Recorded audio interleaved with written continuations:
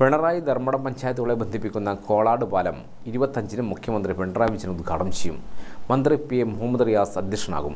2019-ലെ ബഡ്ജറ്റിൽ നിന്നും അനുവദിച്ച 13 കോടി രൂപ ചെലവിൽ 11 മീറ്റർ വീതിയിലും 160 മീറ്റർ നീളത്തിലുമാണ് പാലം നിർമ്മിച്ചത്.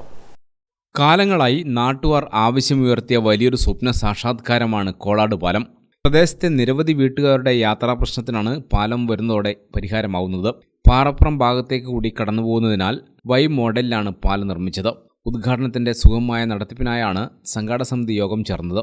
കോളാട് സ്കൂൾ പരിസരത്ത് ചേർന്ന യോഗത്തിൽ ധർമ്മടം പഞ്ചായത്ത് പ്രസിഡന്റ് NK രവി അധ്യക്ഷനായി. പിണറായി പഞ്ചായത്ത് പ്രസിഡന്റ് KK രാജീവൻ, മുഖ്യമന്ത്രിയുടെ പേഴ്സണൽ സ്റ്റാഫ് അംഗം K പ്രദീപൻ, പൊതുമരാമത്ത് executive engineer K Harish, Varachal Santhosh, V Prasadan, K Mahesh, Paleri Babu, Kokkodan Lakshmanan, Baiju Nangarath, V Ratnakaran എന്നിവർ സംബന്ധിച്ചു.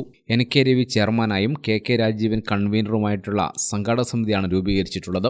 ഗ്രാമിക ന്യൂസ്, തലശ്ശേരി.